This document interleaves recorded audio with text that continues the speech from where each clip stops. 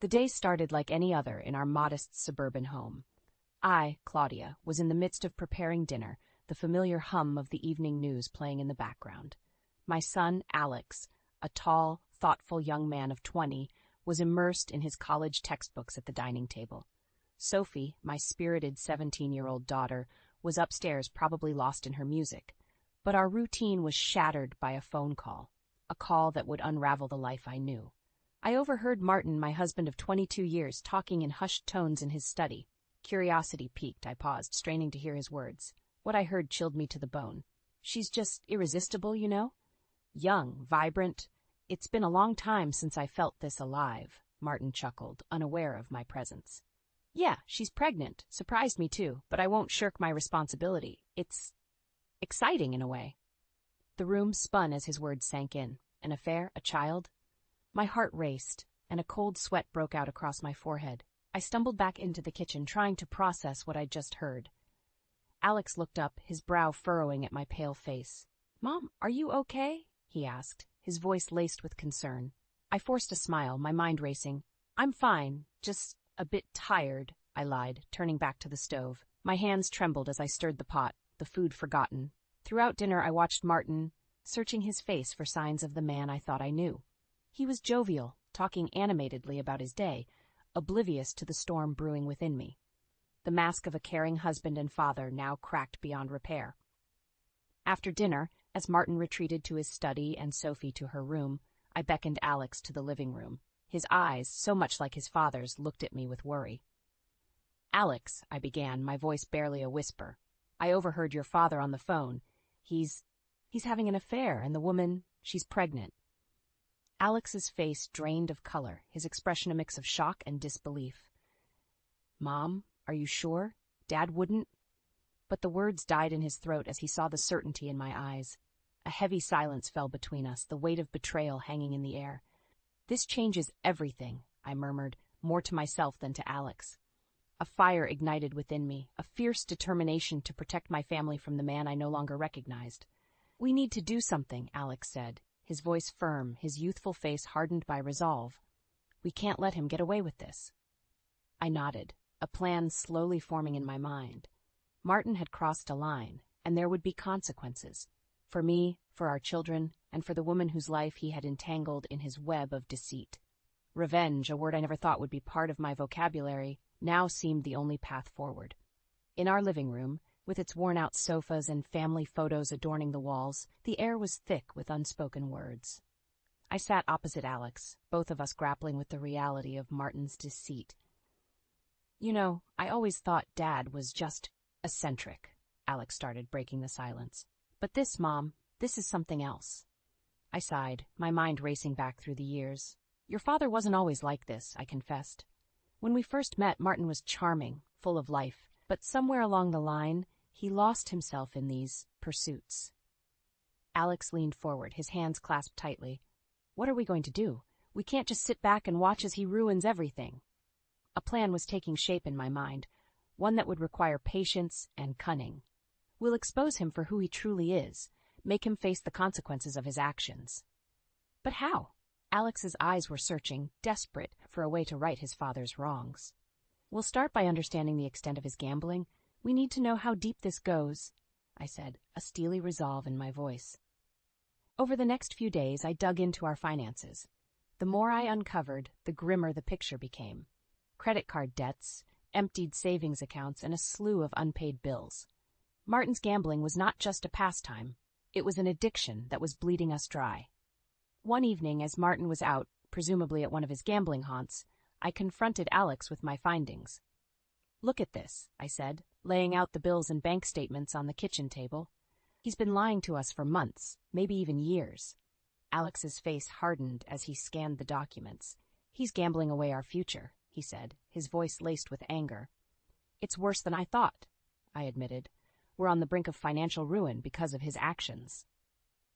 Determination flared in Alex's eyes. "We can't let him do this to us, to Sophie. We have to stop him." That night, we hatched a plan. A plan to strip Martin of his illusions, but to make him face the reality of his actions. It was a plan born of desperation, but also of a deep-seated desire for justice. We would use his gambling addiction against him, turn his vice into his downfall. It was risky, morally ambiguous, and fraught with potential pitfalls, but it was a chance we had to take. As I lay in bed that night, the house silent except for the occasional creak of its aging bones, I couldn't help but feel a sense of mourning for the life I thought I had. But there was no turning back now. The game was set, and the players were in motion. The following week was a whirlwind of whispered conversations and surreptitious planning. Alex and I were a team, bound together by our shared sense of betrayal and the urgent need to act. One evening, with Sophie safely out at a friend's house, we decided it was time to confront Martin. The atmosphere in the house was electric as we awaited his return from another gambling spree. As the door clicked open and Martin stepped in, his face flushed with the rush of gambling, he was met with a sight that clearly unnerved him. Alex and I, sitting in the living room, an array of bank statements and bills spread out before us. "Martin, we need to talk," I said, my voice steady despite the storm raging inside me. He laughed nervously.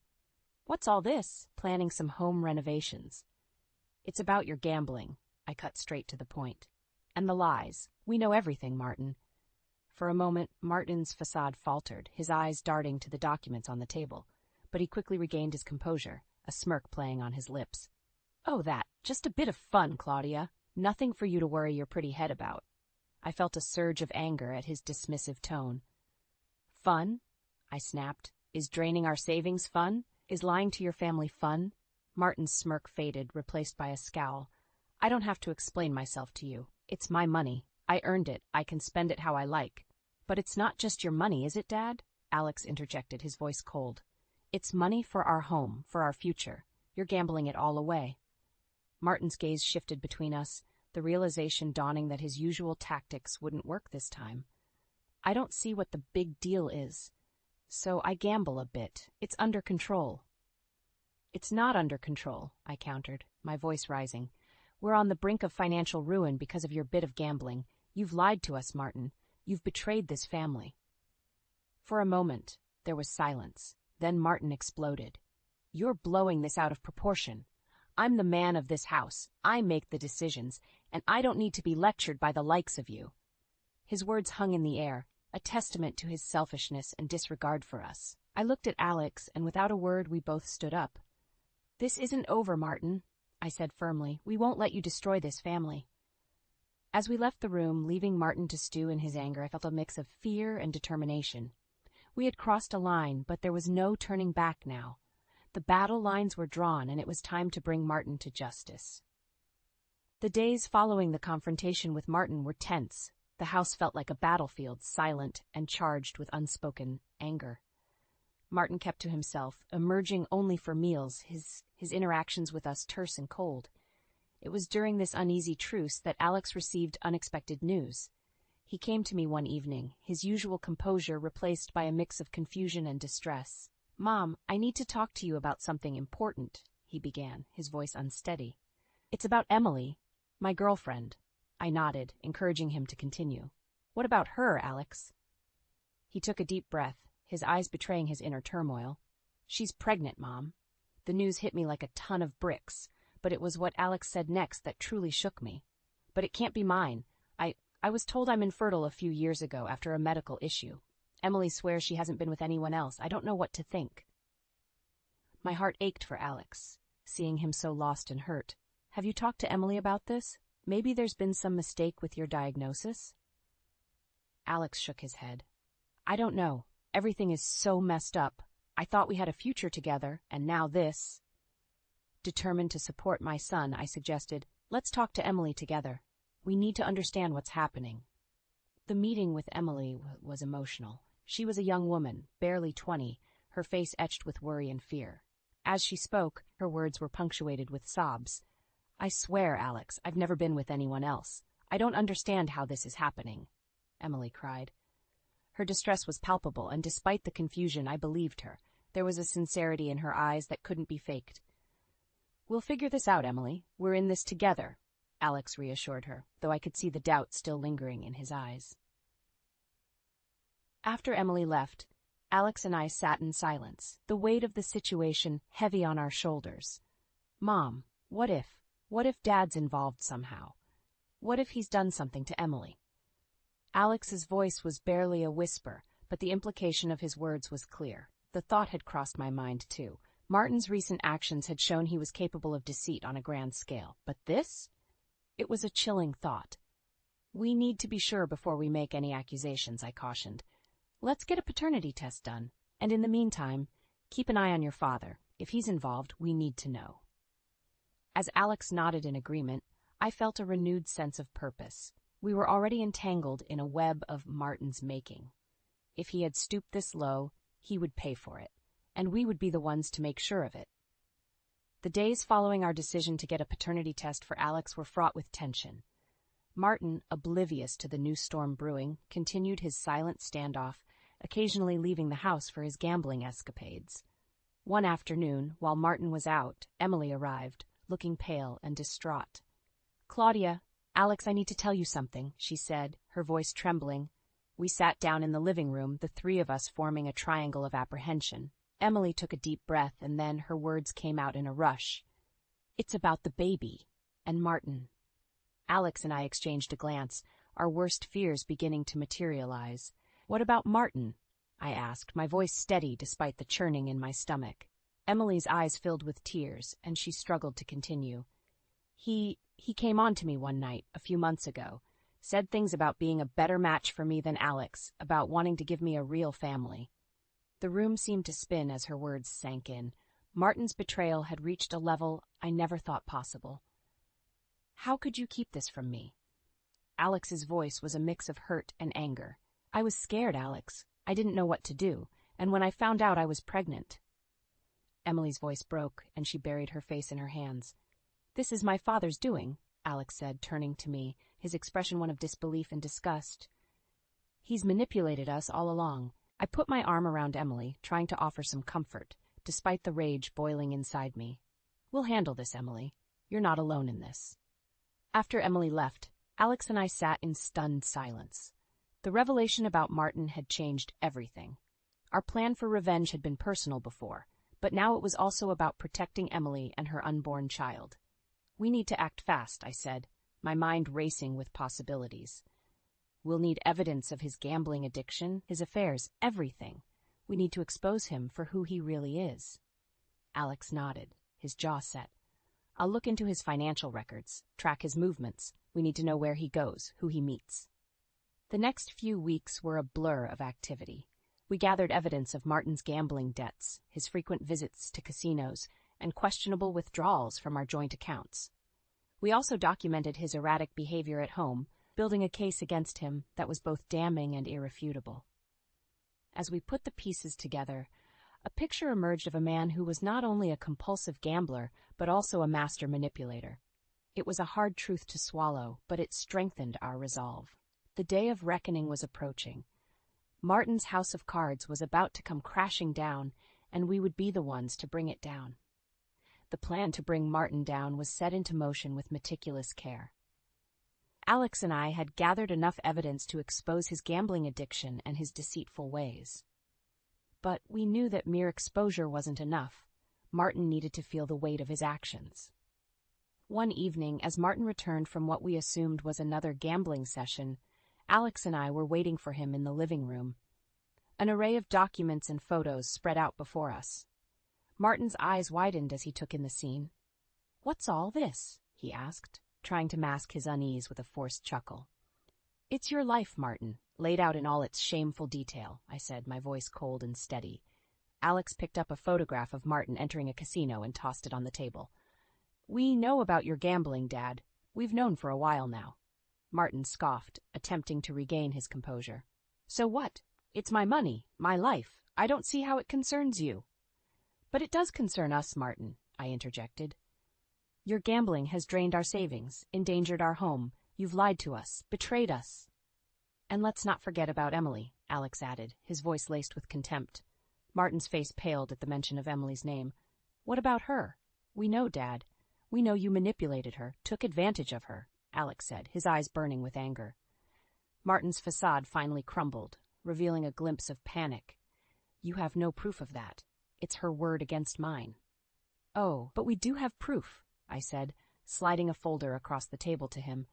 Evidence of your gambling debts, your frequent visits to casinos, your withdrawals from our accounts. It's all here. Martin opened the folder, his hands trembling as he leafed through the documents. With each page, his defeat became more apparent. This is your doing, isn't it? You've been plotting against me, he spat out, looking up at us with a mix of anger and fear. Yes, Martin, we've been plotting to save this family from your destruction, I said firmly. And now you're going to face the consequences, Alex added. We're cutting off your access to our accounts, to any financial resources. You're going to learn what it means to lose everything. Martin slumped in his chair, the reality of his situation dawning on him. You can't do this to me. I'm your husband, your father. You were, I corrected him. But you lost that right when you chose gambling and deceit over your family. As Martin left the room, defeated and broken, Alex and I knew that this was just the beginning. We had set the wheels in motion, but the road to justice was long and uncertain. But one thing was clear. Martin's reign of manipulation and deceit was coming to an end, and we were the architects of his downfall. In the days that followed our confrontation with Martin, the atmosphere in our home grew even more tense. Martin had become a ghost, a mere shadow moving silently through the house, the weight of his misdeeds hanging heavily upon him. It was during this time of strained silence that we decided to take the final step in our plan. We arranged for a meeting with a lawyer to discuss the possibility of legal action against Martin for his gambling and the emotional turmoil he had caused. On the day of the meeting, Martin looked like a man who had already accepted his defeat. We all sat around the dining table, the lawyer laying out the options before us. Given the evidence you've provided, there are several legal avenues we can explore, the lawyer began. The gambling debts, the misappropriation of family funds, and the emotional distress caused to your family. Martin's eyes flickered with a hint of fear. He knew the gravity of the situation, the precarious edge upon which he now teetered. We also need to consider the situation with Emily, Alex added, his voice firm. What Martin did to her is unforgivable. The lawyer nodded. Yes, that's a serious allegation. If Emily is willing to testify, it could add significant weight to your case. Martin sat in silence, his head bowed. It was clear that the walls were closing in on him, the reality of his actions finally coming to bear. We want to proceed with legal action, I said, my voice resolute. Martin needs to be held accountable for what he's done. The lawyer outlined the steps we would need to take, the legal processes that would unfold in the coming weeks and months. It was going to be a long and challenging journey, but one we were prepared to take. After the lawyer left, Martin finally spoke. You're really going to do this? Destroy me completely? You did this to yourself, Martin, I replied, my voice steady. You chose your path, and now you have to face the consequences. Martin looked up, his eyes meeting mine. There was a moment of silence, a final acknowledgement of the chasm that had grown between us. I never meant for any of this to happen, he said, his voice barely a whisper. But it did happen, Alex said, and now you have to pay the price. With that, Martin stood up and left the room, a broken man. And as he walked away, I knew that our family would never be the same again. But we had taken a stand, chosen to fight back against the deception and betrayal that had threatened to tear us apart. The road ahead was uncertain, but we were ready to face it, together. The weeks following our decision to pursue legal action were a mixture of anticipation and anxiety. The house, once filled with the warmth of a family, now felt more like a waiting room, each of us bracing for the next phase of our battle with Martin. During this time, Emily's presence became more frequent. Her strength in facing the situation with Martin was admirable, and Alex's support for her never wavered. They were united, a couple forged stronger by the trials they faced. The day of the court hearing arrived, a day that would mark a turning point in our lives. We sat in the courtroom, a united front against Martin, who sat alone, his usual bravado nowhere in sight. The evidence against Martin was overwhelming. The judge's expression grew increasingly grim as the details of Martin's gambling addiction, his reckless spending, and his manipulation of Emily were laid bare. When the judge finally spoke, his words were a condemnation of Martin's actions. Your behavior has not only been irresponsible, but also destructive to your family. This court finds it necessary to take significant measures to ensure restitution and to prevent further harm. Martin was ordered to repay the debts he had incurred, to compensate for the emotional distress he had caused, and to undergo counseling for his gambling addiction. It was a harsh sentence, but one that was deserved. As we left the courtroom, I felt a sense of closure, a chapter in our lives coming to an end. But it was also a beginning, a chance to rebuild and move forward. In the months that followed, Alex and Emily's relationship grew stronger. They decided to get married, embracing the challenges and joys that lay ahead. Emily's pregnancy progressed well, and the birth of their child, a beautiful baby girl, was a symbol of new beginnings and hope. Martin's presence in our lives diminished. He complied with the court's orders, but the distance between us remained. His actions had irrevocably changed our family, but they had also shown us our strength and resilience. As I watched Alex and Emily with their daughter, I realized that our family had survived the storm. We were scarred but not broken, and we had each other. And in the quiet moments when I watched the sunset from our porch, I knew that we would be okay. We had faced our trials and emerged stronger.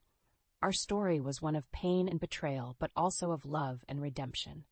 And as the sun dipped below the horizon, I felt a sense of peace. A chapter had ended, but a new one was just beginning.